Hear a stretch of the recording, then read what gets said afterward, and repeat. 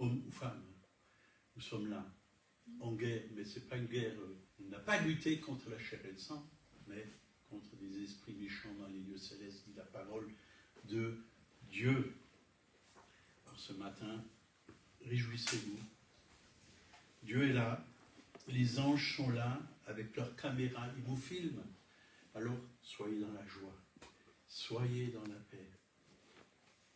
Éphésiens, donc, chapitre 6, donc on a déjà lu pas mal de versets sur Éphésiens ce matin, et on continue dans Éphésiens, chapitre 6, versets 14 à 17. Donc on va parler des armes de Dieu. Tenez donc ferme, ayez à vos reins la vérité pour ceinture. Revêtez la cuirasse de la justice, mettez pour chaussure à vos pieds le zèle que donne l'évangile de paix. Prenez par-dessus tout le bouclier de la foi avec lequel vous pourrez éteindre tous les traits enflammés du malin. Prenez aussi le casque du salut et l'épée de l'esprit qu'est la parole de Dieu. Donc, chacune de ces pièces que je viens de citer, que la parole de Dieu cite, donc, chacune de ces pièces nous ramène à notre identité en Christ. Elle est le reflet de ce que nous sommes en Christ. Chaque élément est un reflet d'une vérité spirituelle qui concerne ce que nous sommes en Christ. Donc, ayez à vos reins la vérité pour ceinture. Qu'est-ce que la vérité? Jésus-Christ. Voyez, nous sommes en Jésus-Christ, donc la vérité doit être en nous. Revêtez la cuirasse de la justice. Qui est notre justice? Jésus-Christ. Jésus-Christ. Qui est celui qui nous a établis dans l'évangile de paix? Jésus-Christ. Les chaussures de vos pieds, donc prenez par-dessus tout le bouclier de la foi, qui est l'auteur et le consommateur de notre foi, Jésus-Christ. Donc, prenez aussi le casque du salut, qui est notre sauveur, c'est Jésus-Christ. Il est notre salut. Donc nous devons nous revêtir avant tout de Jésus-Christ. Quand nous sommes revêtus de lui, nous sommes en lui. Nous avons sa vie, nous avons sa justice, nous avons ses armes, tout ce qu'on vient de citer, Dieu nous le donne. Et quand on se revêt de Jésus-Christ, on ne peut que être victorieux, victorieux. Vous voyez, on a besoin vraiment du Seigneur et de comprendre la parole de Dieu. Ce n'est pas simplement un bouclier, ce n'est pas simplement une épée, c'est Jésus. C'est Jésus. La victoire vient de Jésus. Il a vaincu le diable à la croix. Et il nous a revêtus. Il nous a revêtus. Donc, la parole de Dieu, c'est aussi Jésus-Christ. Il est la parole de Dieu incarnée. Donc, toutes les armes de notre combat se trouvent en Jésus-Christ. L'apôtre Paul pensait à l'armure du soldat romain quand il a reçu du Saint-Esprit la révélation de notre armure spirituelle.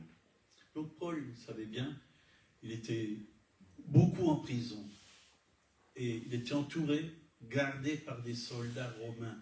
Il a observé les soldats romains.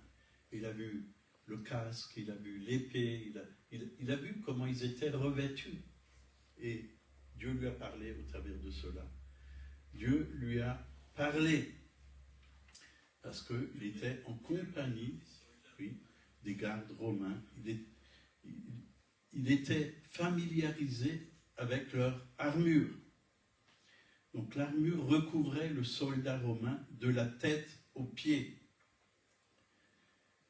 Mais notre armure spirituelle pénètre et purifie notre être tout entier, esprit, âme et corps. Donc l'armure de Dieu nous équipe entièrement pour le combat spirituel que nous menons dans l'esprit, l'âme et le corps. Donc on va commencer par la vérité pour ceinture. Éphésiens 6, 14, tenez donc ferme, ayez à vos reins la vérité pour ceinture, revêtez la cuirasse de la justice. Donc Paul décrit premièrement la ceinture que le soldat romain portait autour de ses reins. Cette ceinture maintenait en place les autres éléments de l'armure qui s'y rattachaient, à savoir la cuirasse et l'épée. Donc l'application évidente, c'est que nous ne pouvons rien accomplir pour le royaume de Dieu si nos vies ne sont pas basées sur la vérité. On a besoin de la vérité. C'est qui le père du mensonge? C'est le diable. Il est là toujours pour nous mentir, pour nous faire douter, pour nous dire des choses qui ne sont pas à la gloire de Dieu, pour nous accuser. C'est l'accusateur des frères. Et si nous ne connaissons pas la vérité, il aura un pouvoir sur nous. On a besoin de connaître la vérité. Donc, ça paye toujours de dire la vérité et d'être honnête avec Dieu, avec nous-mêmes et avec les autres. D'ailleurs, Jésus lui-même nous le dit dans Jean 17, verset 17, « Sanctifie-les par ta vérité. Ta parole est la vérité. » Ou Jean 8, 32, « Vous connaîtrez la vérité, et la vérité vous affranchira, ou vous rendra libre. » Ça veut dire la même chose. Et au verset 36, « Si donc le Fils vous affranchit, vous serez réellement libre. » Libre. Dieu veut des chrétiens libres, libérés des puissances ténébreuses et qui marchent dans la vérité. Qui marchent dans la vérité. Jean 14, 17. L'esprit de vérité que le monde ne peut recevoir. Donc sans le Saint-Esprit, on ne peut pas vivre dans la vérité. D'ailleurs, Jean 16, 13, « Quand le Consolateur sera venu, l'Esprit de vérité, il vous conduira dans toute la vérité. » Dans toute la vérité.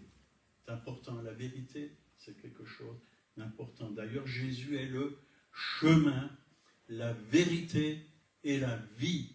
Nul ne vient au Père que par moi, il a dit.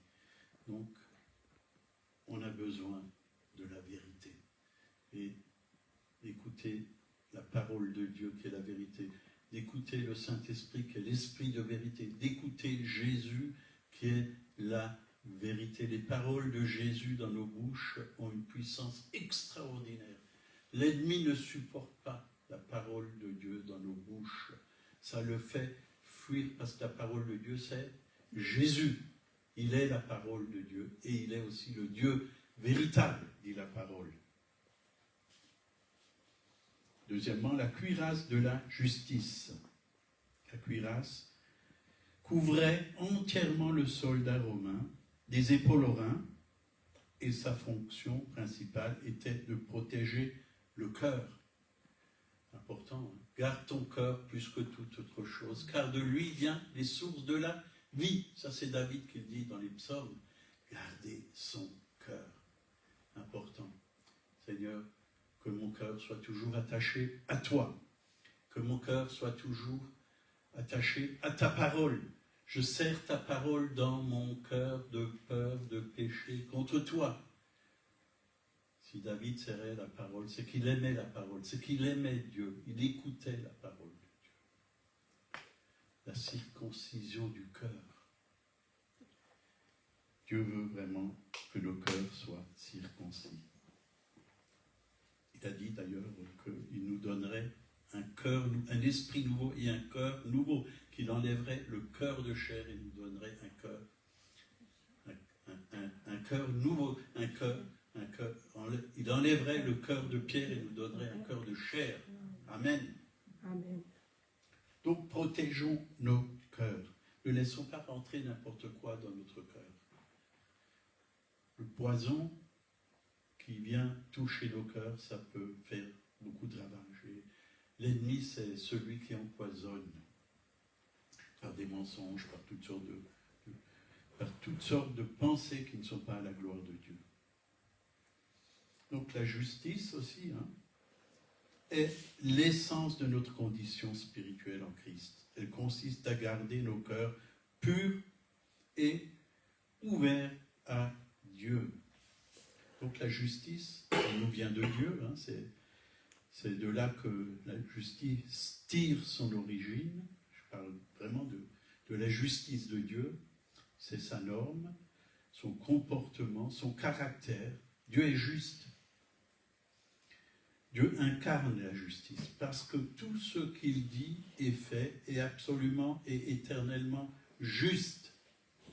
Juste. La Bible déclare que nous avons été justifiés par le sang de Jésus-Christ. Et ça, c'est important de le proclamer. Seigneur, je suis justifié par ton sang. C'est-à-dire, si tu es juste, tu ne peux pas être injuste. Et quand Dieu a refait l'homme au travers de l'œuvre de la croix, la nouvelle création, elle ne peut pas être injuste. Il ne va pas refaire quelqu'un d'injuste.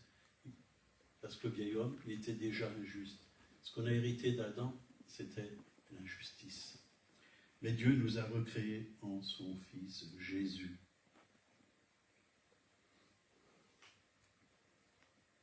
Donc, justifié par son sang, notre esprit est comme Dieu. Dieu est esprit, dit la parole de Dieu. Quand on lit vraiment comme la nouvelle naissance, donc quand Dieu est esprit, mais nous aussi, on a été créés à son image, nous sommes aussi esprit. Bien sûr, nous sommes aussi âme et corps, mais Dieu est esprit, et donc nous avons le même esprit que Dieu. Il a mis en nous son esprit. Son esprit. Cet esprit est juste. Dans Romains 5, 19, là il est dit, car comme par la désobéissance d'un seul, beaucoup ont été rendus pécheurs, de même, par l'obéissance d'un seul, beaucoup seront rendus justes.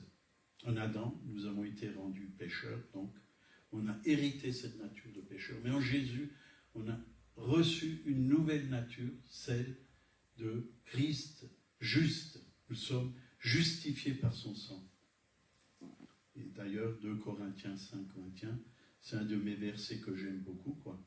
Celui qui n'a point connu le péché, donc, c'est Jésus, il l'a fait devenir péché pour nous, à la croix, il a porté nos péchés sont allés sur lui, afin que nous devenions en lui justice de Dieu. Il a pris notre injustice, il a pris nos péchés, et il nous a donné sa justice. Et l'ennemi ne peut rien faire quand vous savez que vous êtes la justice de Dieu en Jésus-Christ. Vous avez été rachetés par son sang. L'ennemi ne supporte pas le sang de Jésus-Christ. Parce que le sang de Jésus-Christ est saint. Le sang de Jésus est pur. Le sang de Jésus est parfait. C'est la vie même de Dieu. Et ce sang, maintenant, il est sur vous. Il coule dans vos veines. Et vous êtes vainqueurs par le sang de Jésus. Ils l'ont vaincu à cause du sang de l'agneau, c'est dans Apocalypse, et à cause de la parole de leur témoignage. C'est bon de le proclamer, de le confesser. Et quand vous confessez cela, l'ennemi, il fuit. Il fuit. Donc sachons qui nous sommes en Christ. Nous sommes vainqueurs, nous sommes purifiés, nous sommes justifiés, nous sommes libérés. Sachons qui nous sommes en lui. C'est vraiment notre identité, de savoir qui nous sommes. Un orphelin, il ne sait pas qui il est. Il ne sait pas qui est son père. Il ne sait pas qui est sa mère. Il ne sait pas, même pas parfois qui sont ses frères et sœurs. Il fait des recherches. Et quelqu'un qui est orphelin, quand il a trouvé vraiment son identité, quand il a trouvé ses vrais parents, il a la paix. Il a la paix. Mais combien de témoignages j'ai lus, même à la télé, d'orphelins qui ils étaient là, perdus. connaissaient personne, et ils cherchaient leur famille, qui est son père, qui est ma mère, qui est mes frères et sœurs. Il y en a qui ne savaient même pas. Des années après, ils ont retrouvé cela. Ils ont cherché. Mais nous le savons parce que nous avons la parole de Dieu. Nous avons la Bible. Et la Bible nous révèle qui nous sommes en Christ, qu'on a un Père, qu'on a un grand frère qui est Jésus, qu'on a le Saint-Esprit. Nous ne sommes plus orphelins. Cet esprit, grâce à cet esprit que Dieu a mis en nous, on peut dire Abba, Père. Dieu est notre Père. Dieu est notre Papa. Il est là. Il nous manifeste son amour. Quand vous vous couchez le soir, vous pouvez dire Seigneur, je me couche sur ton cœur, dans tes bras d'amour. Je suis bien là, je suis en paix, je suis tranquille, je suis protégé par toi. Je suis dans ta maison, je suis en toi. Merci Père, merci. Je suis dans le Père, mais je suis aussi dans le Fils, en Christ. Amen. Amen. C'est vrai que Ésaïe 64, verset 6, avant de connaître le Seigneur, on était comme cela. Nous sommes tous comme des impurs, et toute notre justice est comme un vêtement souillé. Nous ne devons jamais compter sur notre propre justice, car elle est comme un vêtement souillé. Mais gloire à Dieu. Dieu, il enlève ses vêtements. Dieu nous revêt. C'est comme le fils prodigue. Quand il est revenu vers le Père, il avait dépensé tout son argent. Dieu a dit, apportez vite la plus belle robe et en revêtez-le. Donc, Dieu nous revêt de sa justice.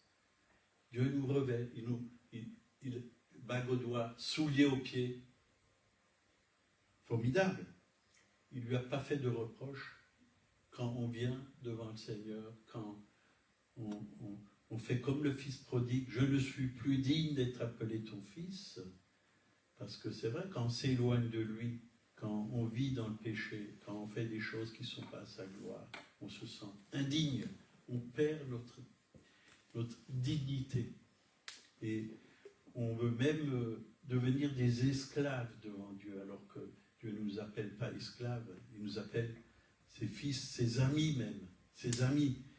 Mais Dieu nous accueille toujours les bras ouverts. Tu es le veau gras. Hein, réjouissons-nous, tuons le veau gras. Bien sûr que l'autre fils, il n'était pas heureux. Parce que pour lui, il n'y avait pas cette fête. Mais il pouvait faire la fête quand il voulait, parce que tout lui appartenait. Il était déjà dans la maison du Père. Tout était pour lui, déjà. Mais il n'avait qu'à faire la fête, se réjouir, profiter de son héritage qu'il avait dans la maison du Père. Il avait tout dans la maison du Père. Il n'avait pas à être jaloux du fils qui a tout dépensé, du fils prodigue. Et il y avait dans son esprit, il y avait vraiment du légalisme. Du légalisme. Donc Philippiens, chapitre 3, verset 9. Donc, l'apôtre Paul dit, et d'être trouvé en lui, non avec ma justice, celle qui vient de la loi, mais avec celle qui s'obtient par la foi en Jésus-Christ. La justice qui vient de Dieu.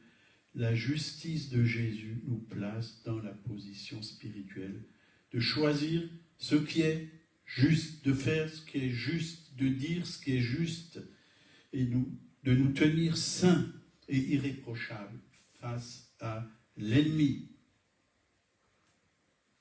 Donc, confronté à la justice de Dieu, l'ennemi doit fuir loin de nous. Amen. Amen.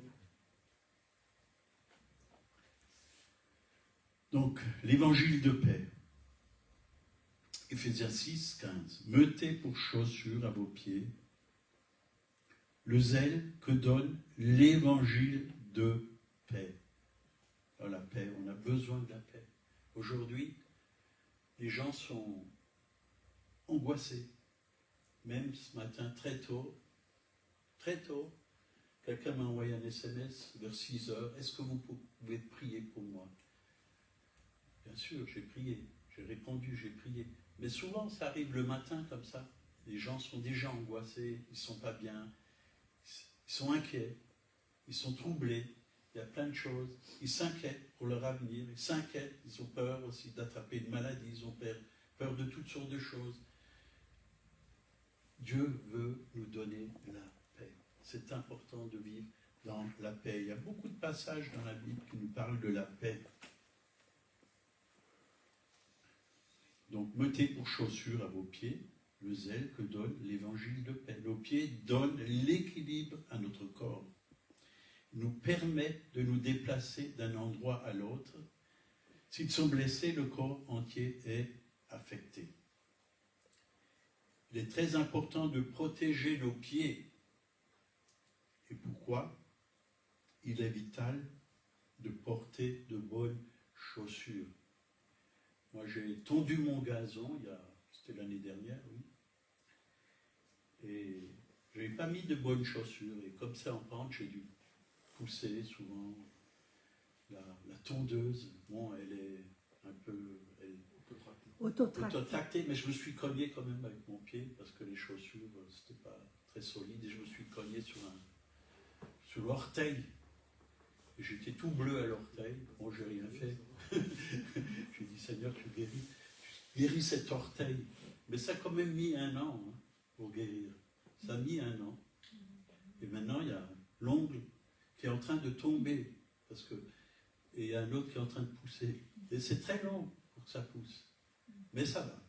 Il n'y a plus de bleu, il n'y a plus rien. J'ai quand même désinfecté après, quand j'ai vu qu'il y avait des choses qui n'étaient pas bonnes. Donc, c'est important que nous ayons de bonnes chaussures pour marcher. Si vous allez en montagne, mettez de bonnes chaussures. On a vite fait de se cogner à une pierre, un rocher. Il faut protéger nos pieds. Pour le soldat, avoir des chaussures adéquates est une question de vie et de mort, de victoire ou de défaite. Le soldat romain portait des chaussures spéciales pour le combat. Ces chaussures s'appelaient la caliga. C'était une chaussure solide avec une semelle garnie de clous qui transperçait le sol. Vous voyez comme un peu les footballeurs. Les footballeurs. Moi, j'ai fait du football. J'étais dans FC Colmar dans le temps. Et il y avait des crampons. Et ça nous faisait bien tenir au sol. Et le soldat, il avait besoin de bonnes chaussures pour avoir une stabilité. Et même quand vous faites d'autres sports, j'ai fait des exercices de boxe avec une chrétienne qui s'est convertie, qui s'est même fait baptiser ici dans cette salle, qui était boxeuse, 3 fois championne de France. Elle a emmené ses gants, on a fait des exercices, mais il fallait bien positionner ses pieds, parce que sinon, quand on reçoit un coup, si on ne tient pas l'équilibre, on tombe. Il faut savoir se positionner. Mais en Christ, on a une position à prendre. On doit être bien positionné dans la parole de Dieu, positionné dans la victoire, pour pouvoir supporter les chocs parce que parfois il y a des chocs, il y a des gens qui vont venir, ils vont vous critiquer, ils vont vous dire des choses mauvaises, qui vont vous faire mal. Mais si on n'est pas bien positionné dans la parole de Dieu, on va vite être blessé, on va vite se décourager. Nous devons devenir des chrétiens solides, mais par nous-mêmes, on ne sera jamais solide. On a besoin d'être ancré dans la parole de Dieu. On a besoin d'être enraciné dans la parole de Dieu. Être ancré dans l'amour. L'amour. Vous voyez, l'amour. La hauteur, la profondeur, la longueur, la largeur, ça représente la croix aussi. Un jour, j'ai prié, j'ai dit au Seigneur, mais qu'est-ce que ça représente? Et j'ai vu la croix. Pas de limite. L'amour de Dieu n'a pas de limite. Hauteur, profondeur, même quand quelqu'un est dans la profondeur profondeur du péché. Dieu l'aime, il veut le sortir de là, parce qu'il a payé, son Fils a payé pour cette personne.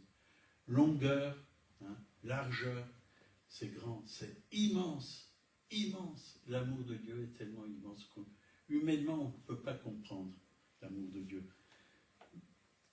C'est que dans l'esprit qu'on comprend que Dieu nous aime infiniment, éternellement, qu'il a un cœur pour nous, qu'il a tout donné pour nous. Mais est-ce que nous l'aimons?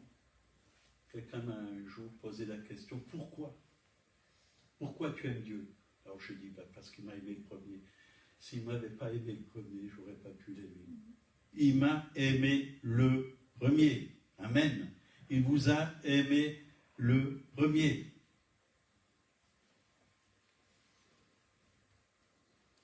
Donc, nous ne devons pas marcher pieds nus. Là, il y a des chrétiens qui sont pieds nus. Ils n'ont pas les chaussures à leurs pieds que donne le zèle de l'évangile de paix. Ben, si vous êtes pieds nus, on a vite fait de vous marcher sur les pieds et ça fait mal. Ça fait mal.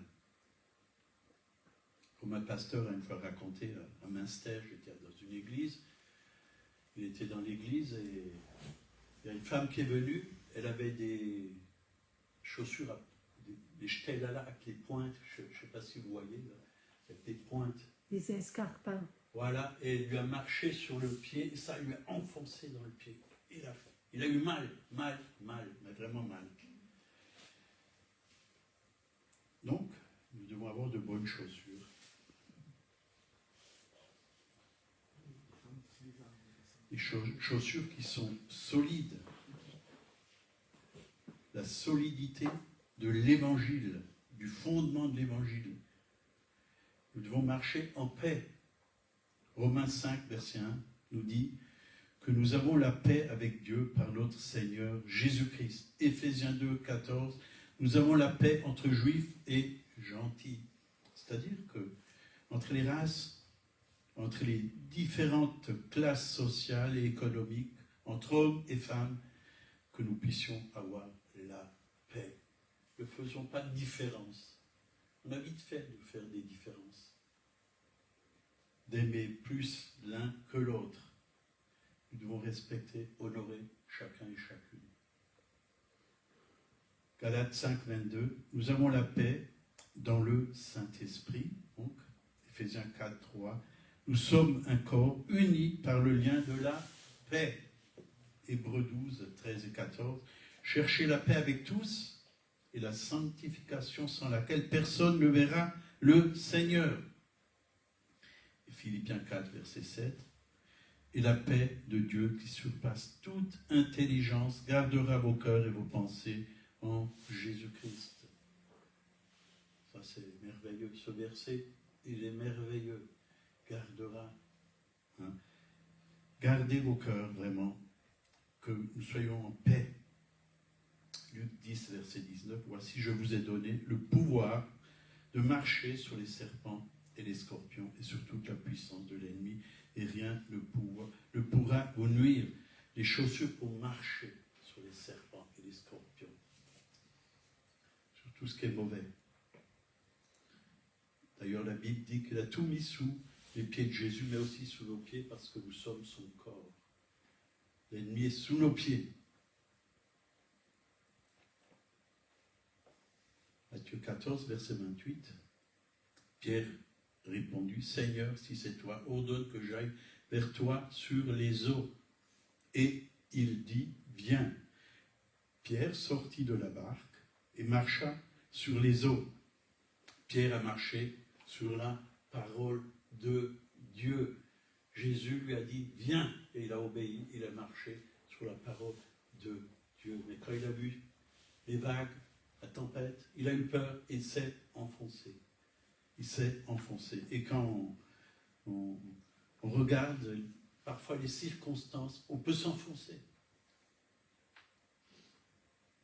Voilà notre marche sur la parole. Sur ta parole, il a aussi dit, je jetterai mes filets. Et qu'est-ce qui s'est passé? Il a eu une grande poisson dans sa barque, alors qu'il a essayé toute la nuit sur la parole de Dieu. La parole de Dieu, ça fonctionne. Dieu ne ment pas. Ce n'est pas un homme pour mentir. La parole de Dieu est véritable. Véritable. Et il y a encore un verset là-dessus. Romains 10, 15. Qu'ils sont beaux les pieds de ceux qui annoncent la paix, de ceux qui annoncent de bonnes nouvelles. De bonnes nouvelles. Le monde a besoin de la bonne nouvelle. C'est important d'annoncer la bonne nouvelle, parce qu'une bonne nouvelle, ça réjouit. Une bonne nouvelle, ça peut relever quelqu'un qui a entendu tellement de mauvaises nouvelles. Ça peut le consoler, ça peut le libérer, ça peut le guérir, ça peut le transformer. Le monde a besoin de la bonne nouvelle.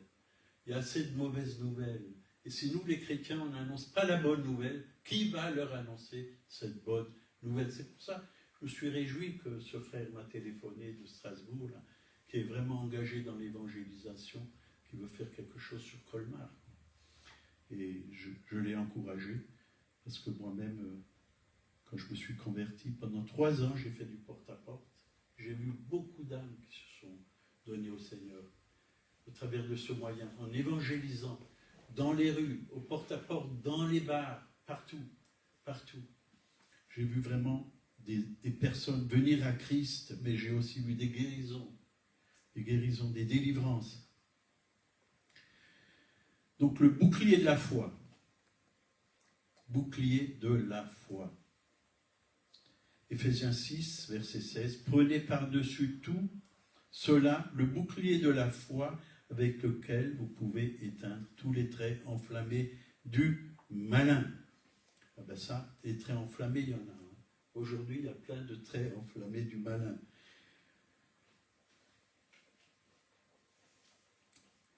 Paul est en train de dire l'importance de la foi dans le combat spirituel. Hébreux 11, verset 6 nous dit « Or, sans la foi, il est impossible de lui être agréable. » Si on veut être agréable à Dieu, nous devons vraiment être remplis de foi. La foi vient de ce qu'on entend vient de la parole de Christ. Écoutez la parole de Dieu. La parole de Dieu va mettre cette foi en nous. Nous allons croire à cette parole. Nous allons agir selon la parole de Dieu. Et nous allons voir vraiment que Dieu est fidèle à sa parole. Il veille sur sa parole pour l'accomplir. Jésus a beaucoup parlé de la foi. Il a dit, ta foi t'a sauvé, cette femme qui avait une perte de sang. Il a dit à d'autres personnes.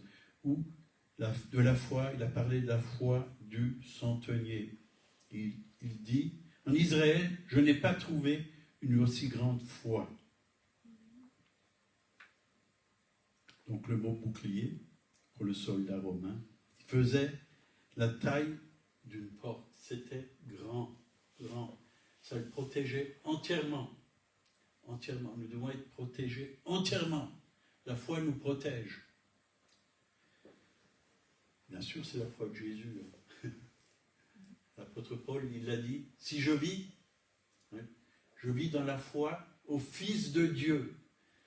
Quand on vit dans la foi au Fils de Dieu, c'est un grand bouclier. On est protégé. On est protégé. Donc il était grand et conçu pour protéger complètement le guerrier dans la bataille. Et c'est vrai qu'il y a des batailles aujourd'hui. Il y a des batailles. Parfois on peut perdre, parfois. Et si on perd, ça peut arriver qu'on perd. Mais on a peut-être perdu une bataille, mais pas la guerre. On n'a pas perdu la guerre. Parce qu'on sait que Jésus, c'est le plus grand, le plus fort. Et que vraiment, lui n'est pas perdant. Et on est en lui. Et on reste en lui. Donc ce bouclier, c'est un bouclier qui était solide. Quand l'ennemi nous attaque, la première chose qu'il rencontre, c'est notre foi. 1 Jean 5, verset 4. La victoire qui triomphe du monde, C'est notre foi, dit la parole de Dieu. C'est notre foi. Au temps de Paul, les soldats enflammaient souvent leurs flèches en les plongeant dans des fluides combustibles pour qu'elles consument tout ce qu'elles frappent. Quand Paul parle de traits enflammés du malin, il faisait référence à ces flèches en feu. L'ennemi utilise des flèches enflammées. Les soldats romains avaient des boucliers qui étaient faits d'une ossature de fer, recouverts de couches de cuivre. Pas de cuivre, qu'est-ce que j'ai lu? De cuir. Et ils trempaient dans l'eau afin que lorsque les flèches frappaient, elles s'éclipsent en un nuage de fumée. Ça éteint les flèches enflammées du malin. Voyez. Tout était bien conçu pour le soldat. Tout était bien conçu. Et c'est pareil dans notre vie. Quand l'ennemi envoie des flèches, si on a le bouclier de la foi, ça sera comme de la fumée.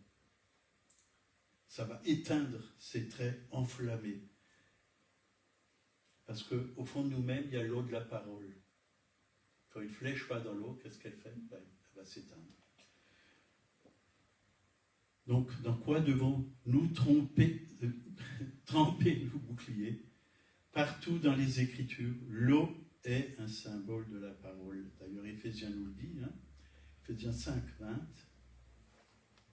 afin de la sanctifier par la parole, après l'avoir purifiée par l'eau du baptême, purifiée par le baptême d'eau.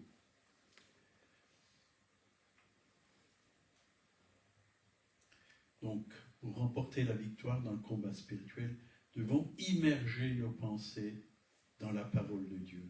Notre foi dans la parole, qui produit une inébranlable confiance dans la fiabilité de ce que Dieu dit. Il est le bouclier de la foi et éteindra tous les traits enflammés du malin. Premièrement, lire la parole de Dieu. Deuxièmement, plus vous pensez comme elle. Troisièmement, plus vous agirez comme elle. Quatrièmement, plus votre foi grandit. Cinquièmement, et plus votre vie reflète la parole et s'enracine dans la parole. Donc tout ce que l'ennemi mettra sur votre chemin, rien ne vous atteindra. Si vous connaissez la parole de Dieu. Parce que votre foi et votre confiance est totalement en Jésus-Christ, qui est la parole vivante. Donc, Paul n'a jamais dit que le diable ne nous lancera pas de flèches. Il le dit clairement. Il essayera de nous décourager. Il essayera de nous enflammer. Il essayera de nous blesser. Mais nous avons des armes. Et si nous ne prenons pas les armes, personne ne va les prendre à notre place. Nous devons prendre toutes les armes de Dieu. Et Ésaïe 54, verset 17 nous dit « Toute arme forgée contre toi sera sans effet. » Donc toute langue qui s'élèvera en justice contre toi, tu la condamneras. Tel est l'héritage des serviteurs de l'Éternel. Tel est le salut qui leur viendra de moi, dit l'Éternel. Leur tourne. On va y arriver. En 110 minutes, on va faire le casque du salut et l'épée de l'esprit. Éphésiens 6, 17. Prenez aussi le casque du salut et l'épée de l'esprit qui est la parole de Dieu. Donc le casque couvrait entièrement la tête, y compris les joues. Il était en bronze pour aider le soldat à supporter le poids du casque.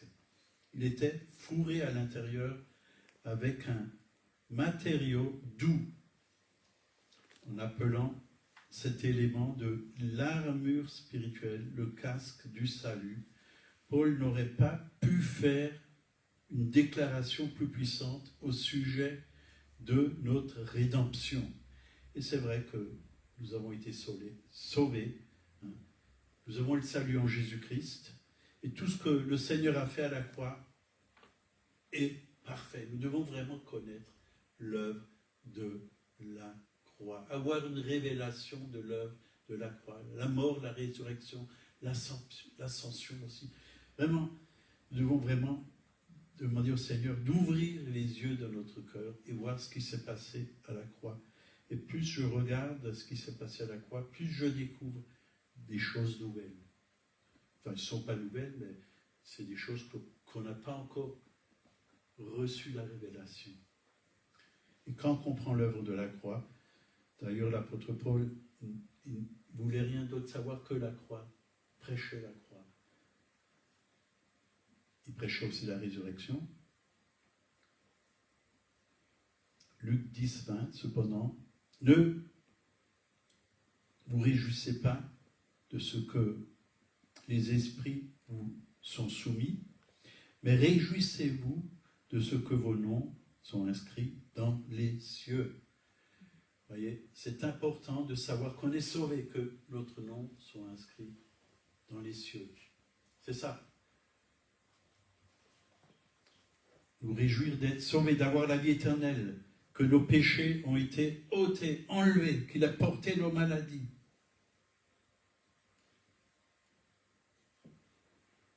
Que notre casier judiciaire spirituel est vierge.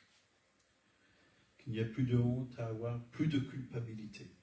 Il a payé totalement pour nous. C'est ça. L'épée de l'esprit, qui est la parole de Dieu. Là, je vais juste lire 2 versets. Hébreux 4, 12. Car la parole de Dieu est vivante, plus tranchante qu'une épée